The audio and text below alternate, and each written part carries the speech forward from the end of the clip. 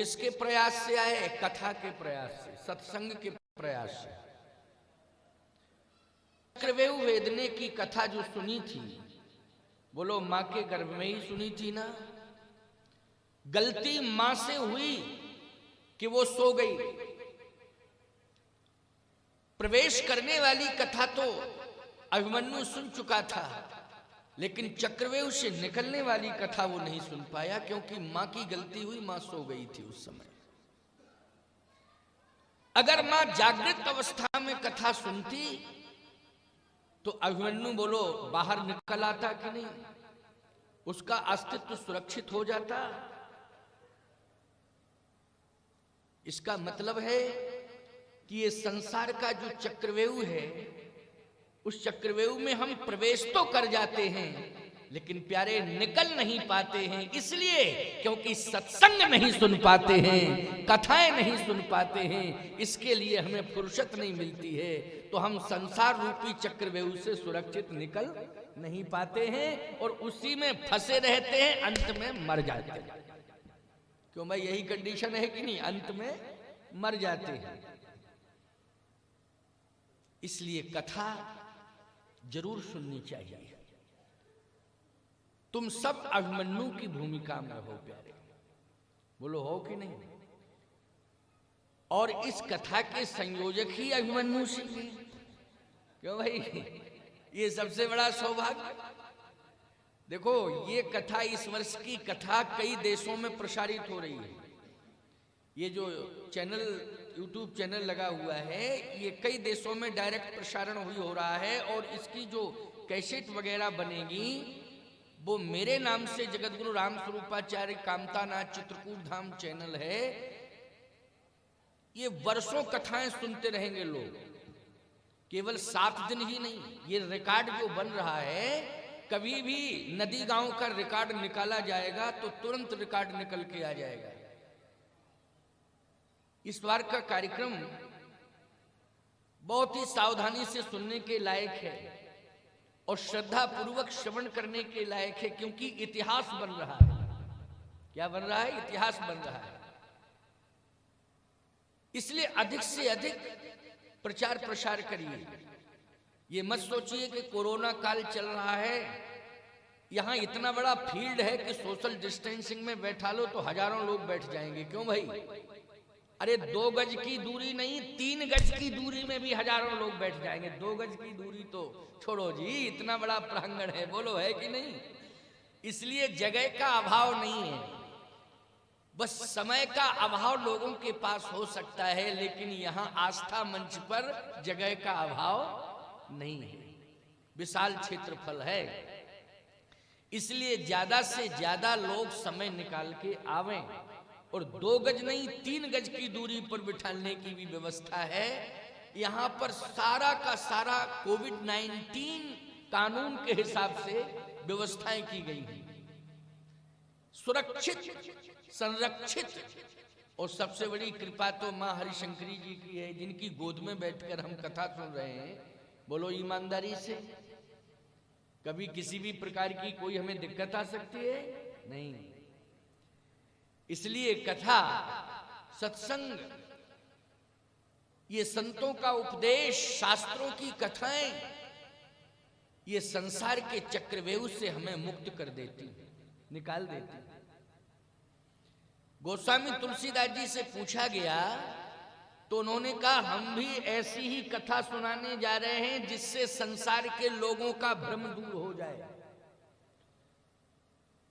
संसार के भ्रम रूपी चक्रव्यूह में जो फंसे हैं लोग, वो निकल पड़े, निकल जाएं उससे। ऐसी कथा हम सुनाने जा रहे हैं।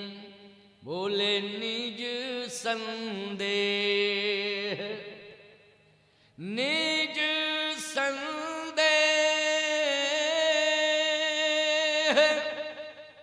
मोहि भ्रम हरनी,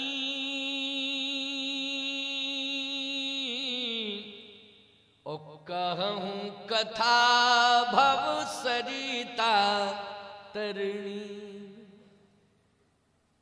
कहूं कथा या करहूं कथा,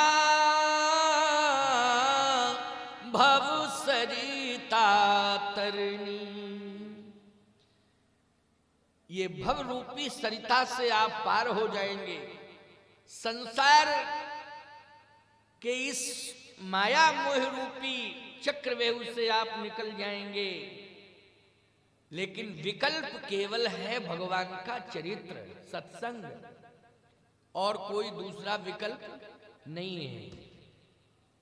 निज संदेह मोह भ्रम हरण, और करहु कथा भव सरिता तरणी। भव सरिता से आप पार हो जाएंगे, लेकिन कथा सुनिए। कहे कथा सुने, सरिता से पार तो नाव करती है। क्या करती है? नाव। तो ये कथा, ये सत्संग, ये राम कथा, ये कथाएं क्या हैं? तो तुलसीदास जी ने फिर कहा, भव सागर चह पार जो पावा, तो राम कथा ताका दृढ़ नावा। क्यों भाई, नाव हो गई कि नहीं? ये नाव। तो अब बताओ, ये राम कथा रूपी नाव का सत्र आज से शुरू हो गया। अब जो लोग आ जाएं और बैठ जाएं, वो तो पार हो जाएंगे, और जिनको फुर्सत ही नहीं मिल रही आने की, तो नाव में पार फंसे रहें। क्यों भाई, उसमें हमारी तुम्हारी क्या गलती है? ये कथा रूपी नाव, ये पूरा एक सप्ताह का टाइम है।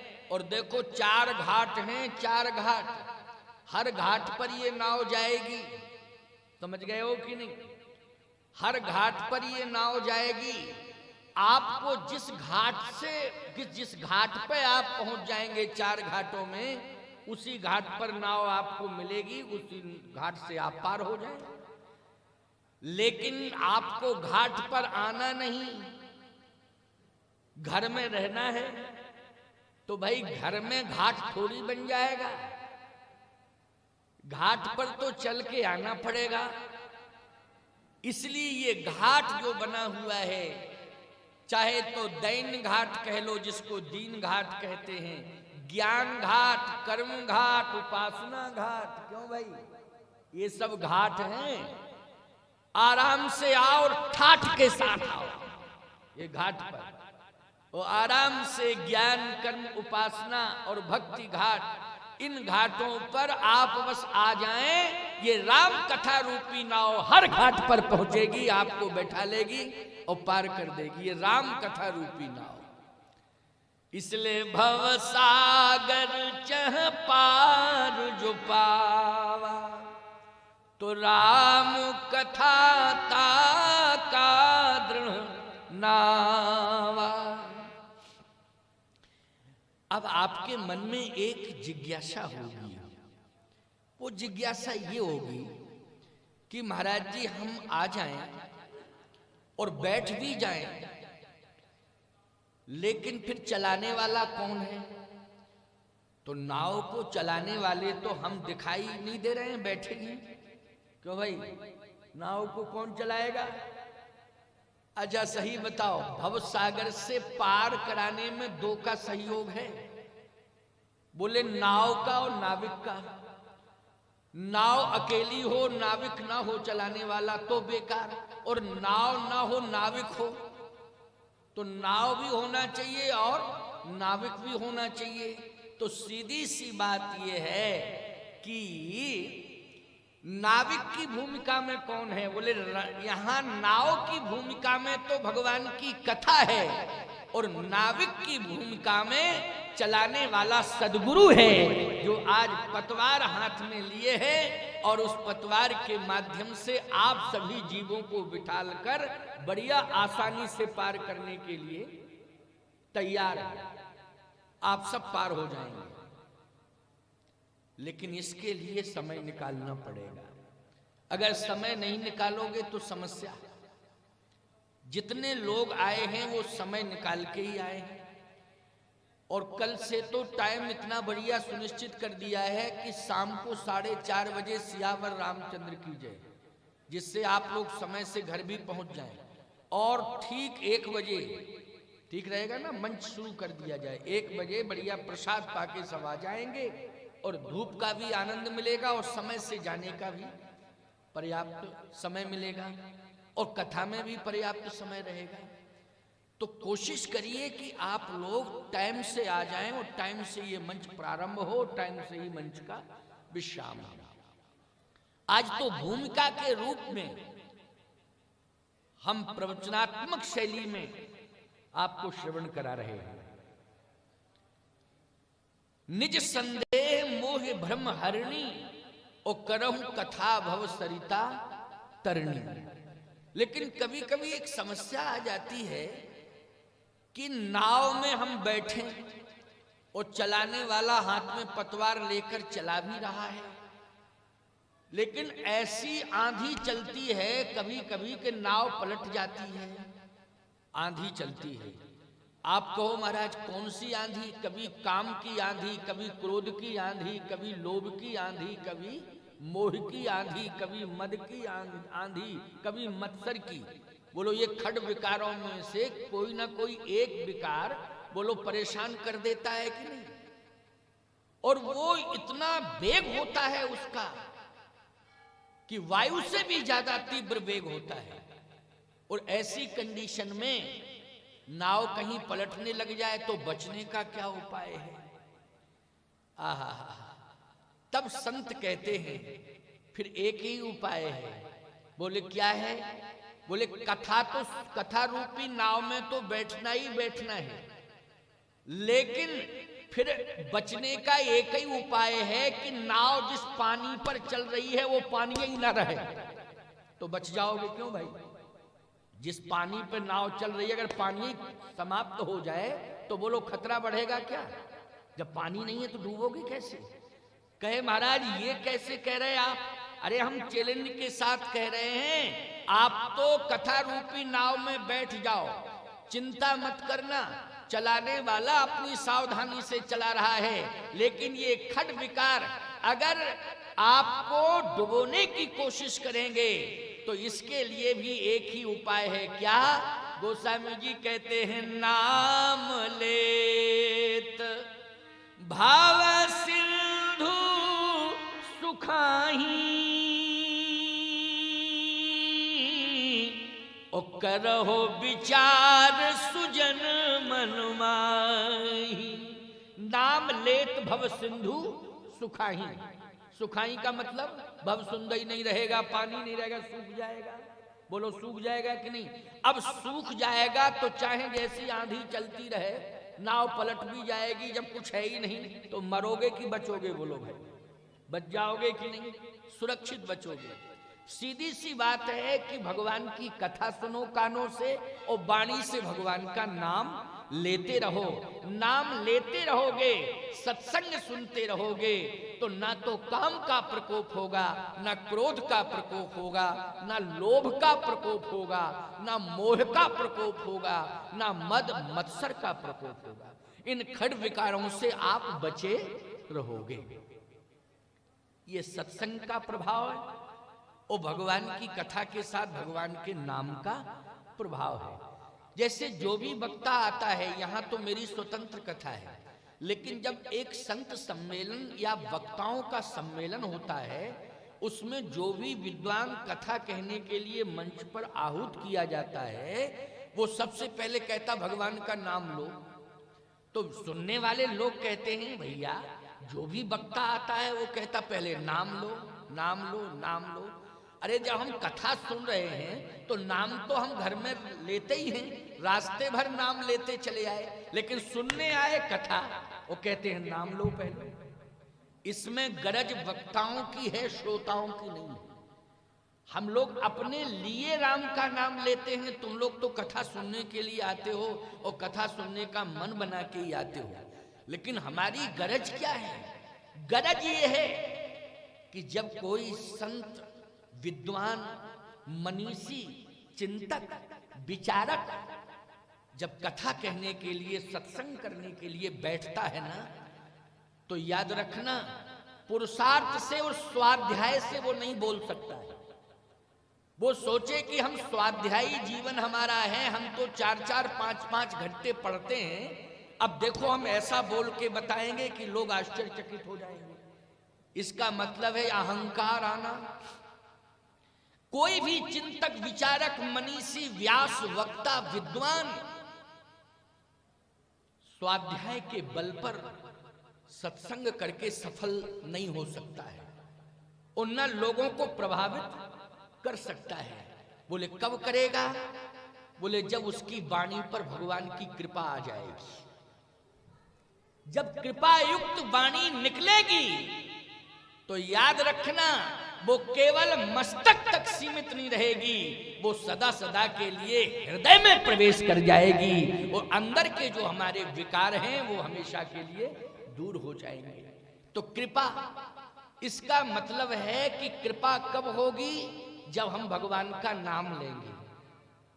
तो जितने भी वक्ता मनीषी हैं वो सबसे पहले कहते, भैया मेरे जीवन में इतनी सामर्थ्य नहीं है कि मैं सत्संग कर सकूं, कथा सुना सकूं, लेकिन भगवान से अब प्रार्थना कर रहा हूं कि हे प्रभु मेरी वाणी में इतनी ताकत दो कि मैं कथा कहने के लायक हो जाऊं। इसलिए वो अपनी गरज से भगवान का नाम लेता है कि हे राम आ जाओ, हे राम आ जाओ और मेरी वाणी पर बैठ जाओ, जिससे मैं सत्संग कह सकूं और वाणी को पवित्र कर सकूं। अब लाभ तुम लोगों को मिल ही जाता है उसमें, लेकिन काम हम लोगों का बनता है। इसलिए हर वक्ता अपनी वाणी को धन्य करने के लिए, मुख को पवित्र करने के लिए, प्रभु की कृपा प्राप्त करने के लिए प्रभु का आवाहन करता है संकीर्तन के माध्यम से, तभी बोलने की क्षमता उसे प्राप्त होती है। ये इसका अर्थ है। ये नहीं कि केवल परंपरा ही चली जा रही, तुम भी पहले बोलो राम का नाम, फिर ये बोले, फिर ये बोले, फिर ये तो अपने लिए आवश्यक है। हम लोगों को जरूरी है, हम लोगों के लिए जरूरी है। बिना राम का नाम लिए वाणी में सामर्थ्य ही नहीं आ सकता है कि मैं 2 शब्द भी कह सकूं। इसलिए राम का नाम और राम की कथा, भगवान का नाम, भगवान की कथा, शास्त्रों की कथा, चिंतक मनीषियों ने ये निर्णय लिया है कि हम लोग शास्त्रों की कथा कहेंगे, लेकिन सुनेंगे कान से, वाणी से कहेंगे, हृदयंगम करेंगे। लेकिन प्यारे, जीवन में चलते फिरते, जीते जागते, घूमते फिरते राम का नाम लेते रहेंगे और सत्संग सुनकर के भ्रम का निवारण करते रहेंगे। इसलिए भव सागर चह पार जो पावा,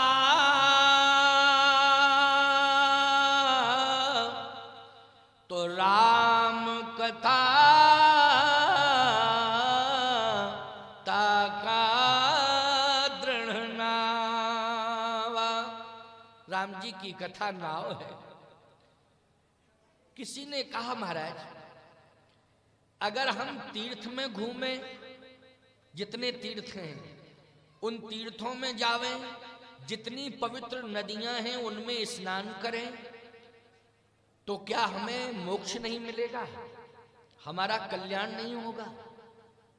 देखो भैया, एक बात आपको बताएं, चाहे जितने तीर्थ घूम लो, चाहे जितनी पवित्र नदियों में स्नान कर लो, लेकिन जब तक मन का मैल नहीं दूर होगा, साफ बोल रहा हूं, मन का मैल जब तक दूर नहीं होगा तब तक कल्याण होने वाला नहीं। मन का मैल दूर करना बहुत जरूरी है? तो मन का मैल कहां दूर होता है? तन का मैल तो किसी जलाशय में जाकर के दूर हो जाएगा, लेकिन मन का मैल तो बिना ज्ञान के क्यों भैया हो सकता है दूर? है? ज्ञान का प्रवेश हो, भक्ति का प्रवेश हो, उपासना का प्रवेश अंतःकरण में हो, तभी मन का मैल दूर होगा कि नहीं होगा? अरे शरीर के अंदर अगर मैल है तो दवाई का डोज ले लो, मैल विकार, मैल माने विकार, कहते नहीं है अरे भाई अंदर पेट में विकार हो गया, तो डॉक्टर कहता है ये दवा लो, ये टॉनिक पियो, तुम्हारा विकार 1 हफ्ते में दूर हो जाएगा।